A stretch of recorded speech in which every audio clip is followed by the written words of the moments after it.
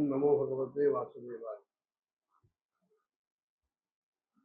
मैत्रेयजी विदुरांना सांगतात की महाराज पृथूंनी देह ठेवल्यानंतर त्यांना जे 5 पुत्र होते, विजिताश्व, धूम्रकेश, हर्यक्ष, द्रविण आणि वृक, याच्यातला जो ज्येष्ठ पुत्र होता विजिताश्व,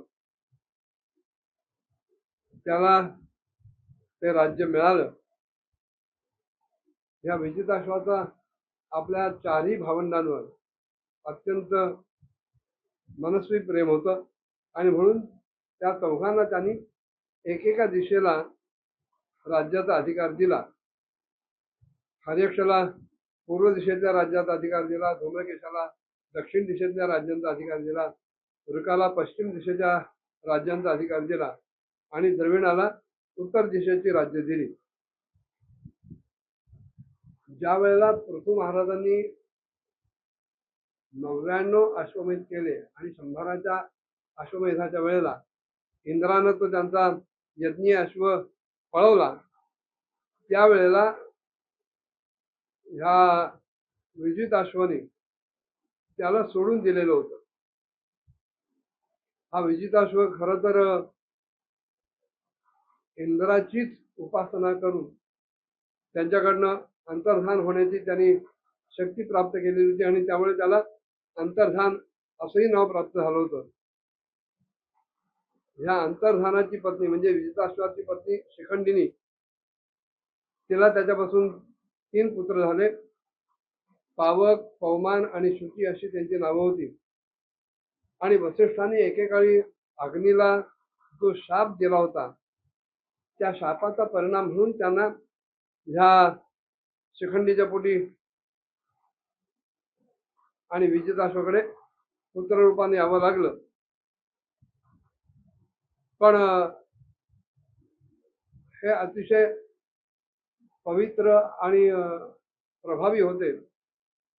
पुढे त्यांनी योगमार्गाचं अनुष्ठान करून आपलं मूळचं जे अग्निरूप होतं ते धारण केलं. अंतर्धानाची दुसरी पत्नी जी नभस होती, तिलाही एक मुलगा राहिला, त्याचं नाव हवीरधान. आणि हा अंतर्धान म्हणजे विजिताश्व अतिशय उदार अंतःकरणाचा होता. त्या इंद्रानं पळवलेला जो अश्वमेध यज्ञाचा घोडा, तो ह्यानी पकडला, पण इंद्राचा त्याने काही वध केला नाही. त्यानं त्याला सोडून दिला. आणि पुढे त्यांनी विचार केला की राजा होणं हे काही इतकं सोपं नाहीये. कारण दुसऱ्यावर अधिकार गाजवताना थोडंसं कठोर व्हावं लागतं.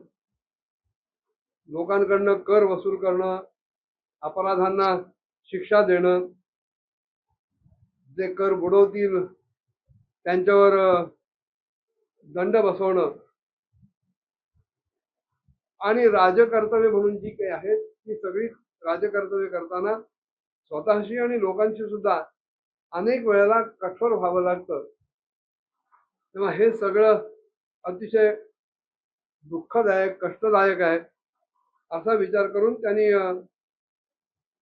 एक निमित्त घेतलं की दीर्घकाळ चालणाऱ्या एका यज्ञाचा तो दीक्षित झाला आणि त्या दीक्षित होण्याच्या बहाण्यानं त्यानं ते राजकर्तव्य जे होतं, ते आपलं राजपद होतं, ते राजपद सोडून दिलं.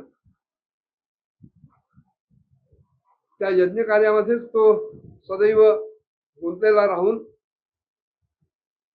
आत्मज्ञानी अशा त्या राजानं भक्तभय भंजन असलेल्या पूर्णतम परब्रह्म परमात्म्याची आराधना करत सुदृढ समाधी साधून भगवंताच्या दिव्य लोकांची प्राप्ती केली. पुढे हवीरधानाची जी पत्नी हवीरधानी, तिला बर्हिषद, गय, शुक्ल, कृष्ण, सत्य आणि जितव्रत या नावाचे 6 मुलगे झाले. विदुरजींना मैत्रेयजी सांगतायत की हवीरधानाचे जे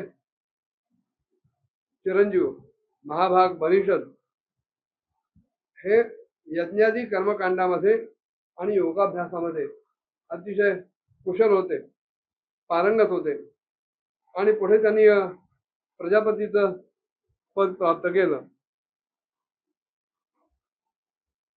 आणि ह्या बर्हिषद राजानं एवढे लागोपाठ यज्ञ केले, एका ठिकाणाहून दुसरा, दुसऱ्या ठिकाणाहून तिसरा, इतके यज्ञ केले की सगळी भूमी ही पूर्व दिशेला पसरलेल्या कुशांनी झाकली जावी. आणि म्हणूनच पुढे जाऊन त्यांना प्राचीन बर्ही असं नामविधान प्राप्त झालं. मग प्राचीन बर्हीच्या आयुष्यात पुढे काय झालं पुढच्या भागात बघूया. ओम नमो भगवते वासुदेवाय.